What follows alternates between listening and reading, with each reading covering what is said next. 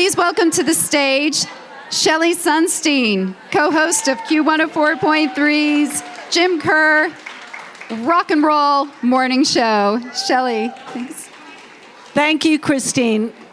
Okay, so I have been so fortunate to be in radio some 50 years. Thank you. But,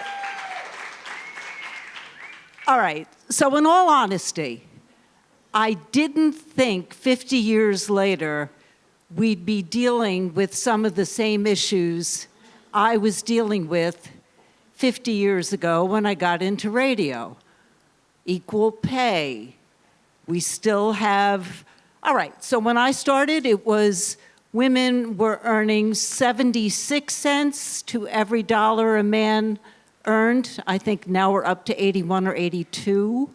50 years later, we're still dealing with the fact that the ERA never became part of the Constitution and the time expired. Do you know when the ERA was introduced? Because I looked it up today, and I was like pulling out my hair. It was 1923. 1923. Okay, we're still dealing with childcare issues 50 years later, right? Abortion is still as hot an issue, if not hotter today, wherever you stand on that issue. The fact is we're still dealing with that issue 50 years later. We're still dealing with the fact that the United States is one of only 3 industrialized countries that has no paid maternity leave as policy. Yes, we're fortunate enough to be working in New York City or New York State where we can get maternity and paternity leave, but the fact is it's not the law of the land, and there are so many women and men who just are struggling. One thing we really made progress with over 50 years is the issue of sexual harassment. It's just not tolerated. And when I was coming up through the ranks, it was like, it's expected you deal with it and just, shrug it off your shoulders. There was no human resources to complain to. But we have come a long way. A quick story, a few years into my radio career, I moved to Atlanta. I was hired by an Atlanta radio station, and the program director told me, no one wants to listen to a woman in the morning. That man became a very high-up executive in a rival company. And he probably doesn't even remember those words. But look at us now. Women are a majority in college. A majority. Women are a majority in medical school.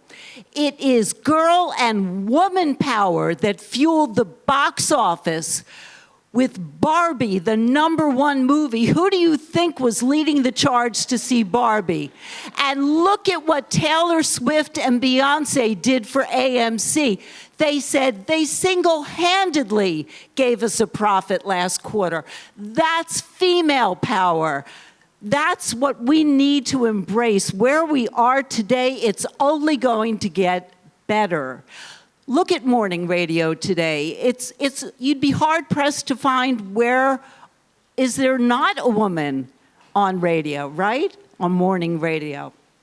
We have a lot more to do, but we need to celebrate. Look around this room. Celebrate each other. Celebrate yourselves. Celebrate where we're at. Celebrate the fact that iHeartRadio is having an International Women's Day event and has that every year. So thank you all for being part of that. Okay, now I'll introduce the panel. I will shut up.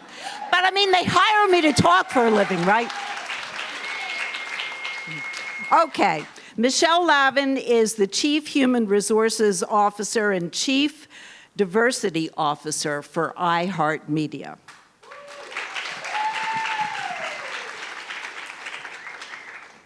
Welcome. And Sydney Stevens, Senior Marketing Manager offline for Tommy John. Welcome.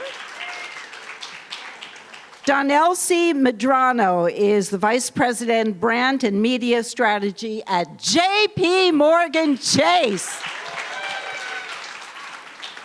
And Michelle Mendoza is the VP Marketing and Customer Experience at Associated Supermarket Group. Welcome, ladies. Okay, so today is all about inclusion. So I'll ask each one of you, what does your company do on an everyday basis to inspire inclusion, not just on International Women's Day? Do you want? Anyone who wants to go. Okay, I'll go. Hi, everyone. Good morning. That's a very good question because my boss and I just had this conversation, and she's like, I love the reason why people want to do this, but we need to remember that it's 365, well, this year, 366 days of the year. So our company is owned, there are two owners. One is female and one is male. So already it's a 50% ownership that is female. Our management team is made up of 60% female. One of my colleagues is here in the audience today, so thank you, Kathy. And it's business. It's business every day. We're here to serve our customers, to serve one another. And so there isn't any secret to it. It's other than just appreciating one another as human beings and appreciating each other's talent, regardless of the gender. But it is important to promote and encourage one another and to also find those allies. So that's how we look at it. Good morning, everyone. At Chase, I would say inclusion is more of a lifestyle than a nice to have, right? So it's in the day-to-day, is in the respecting the opinions of others. It is in what, not just in what we look like, in how we think, in leaving room for the unknown, and in spaces that perhaps we might not be, as individuals, we bring in sort of our own points of view. And being respectful of such. And that's within, like, let's say, the team environment, right? Like outside of the team environment on the day-to-day, from events, from just cultural sort of activities and things that makes us feel like they embrace us for not just what we bring to the table and like the type of work that we do and, you know, the X's and O's, but who we are as individuals before we are Chase employees. And I think that's something that I value very much. And to be quite honest, that has been the most inclusive and diverse company I've ever worked for. I'm very proud of. Yeah, I would say something similar. For Tommy John, we have a female CEO, which is really exciting. It's the first time in my career where I've been able to work under a female leader within that position. And I would say that creates a culture that, you know, it trickles down to everyone. It creates an inclusive environment where, you know, you feel like you're able to speak up, or you feel like you're able to lead meetings and be involved because you have that leadership example. And then I would say from just being within the marketing field itself, it's a very female-dominant industry. So I've had the pleasure of working alongside a lot of women, and I think that's created a very inclusive environment, which is great. All right. Well, first of all, I want to say, why is it just a month, Women's History Month? When you think about all the contributions that everybody has made, all the women have made in the arts, in literature, in science, in justice, everybody here in all of your companies, it shouldn't just be a month, especially in music and media and entertainment. And I have to go back to, at this moment, one of my favorite women in history is Madeleine Albright, who was the 64th Secretary of State. And she had a quote, it's my favorite quote, and it's, "There's a very special place in hell for women who don't help other women." Yeah. Okay? So, That's awesome. right? So I'm going to challenge everybody in this room to look around and find 2 women in this room that you're going to help in the next month. That's the challenge, okay? That's the challenge. Back to the question at hand. What do we do? What do we do? We're conscious of it. Listen, inclusion is a business imperative. Look at the audience that we reach. We have to reflect that internally. You have to be careful about checking boxes. We've definitely, we're a work in progress here. We've definitely checked some boxes to do some things that should have been in place. We just added fertility benefits in this last year, okay? That should have been done already, but you know what? We're doing it. It's a little bit of a check the box, but we're doing it. But mostly inclusion is about ensuring that our leaders are truly listening and engaging everybody, and that we're creating some sort of process so that everybody has an opportunity for advancement along the way. Okay, pick out one moment in your career when you had to face up to adversity or discrimination, a pivotal moment. You already heard about mine, although there were many, Well, I started actually my background does come from, my heart will always be with media as an industry, and actually was alum at one point. Having started on the sales side, I think it was always a challenge that, especially going into that, there's also the generational shift that happened, particularly when I started, because my sales leads were men, a lot older, that old school Mad Men style of ways of doing business. So it was definitely walking into that boys' club, and I realized, number one, not only am I not a guy, but number two, a woman of color. Number three, like first generation, all the way around. Like there were a lot of firsts there, but still, it was just embracing the environment. Now the adversity came when, as you move up, the tide hadn't shifted just quite yet. And so, I think someone else mentioned it, early on, you're taking things very personal, and you're like, what? And listen, people have microaggressions, biases, you name it. But at the time, you're not aware of that. So it's like, okay, you think it's the end of the world, and it's just part of the business that either things get done or they don't. You either fit or you move on, or there's another opportunity. So I think to me, that was one of those big challenges, particularly in a high sales environment where there's a lot of pressure constantly. And it either works or it doesn't, and you have to just decide to move on. How much time do we have? They say 4:20. Well, I'll start by saying that my name is Danelsi. I'm a brown girl. English is not my first language.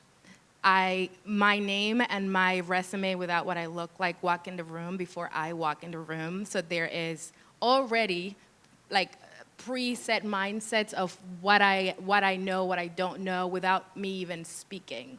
So that's just a starting point of who I am, regardless of jobs and opportunities, which it is a challenge as is. And then when you add in, I'm a girl who is very opinionated, who refuses to give up, and persistent as they come. I don't go about life with a plan B. It's all plan A. So whatever I set my mind to, that's what I'm going to do. I had an opportunity to work for marketing agency. Can't be too detailed here, but the role that they tasked me with was to attend conferences on behalf of the agency, which I thought was interesting. Because in my resume, and given my experience, I was very knowledgeable about digital marketing, all of the things that were required to be a project manager, to handle accounts, to do more thorough sort of business endeavors. But the job that they wanted me to do was to be the image of the agency, and not necessarily to use what I know how to do really well to excel and to grow within the company. So a lesson there for me was that, again, I was not given an opportunity to even come into the room with all of the things, all of the years, all of the schooling, and all of the experience that I built. But it was more so because I'm a woman, because my hair is long, she looks exactly perfect for this job just based on looks, not necessarily on the brains part of it. So that actually was a challenge to me in understanding, first of all, I know respect is earned, but in knowing that those things will always be sort of in front of me. It's more so how I approach them, right? So it's things happen to you, there are things that happen for you.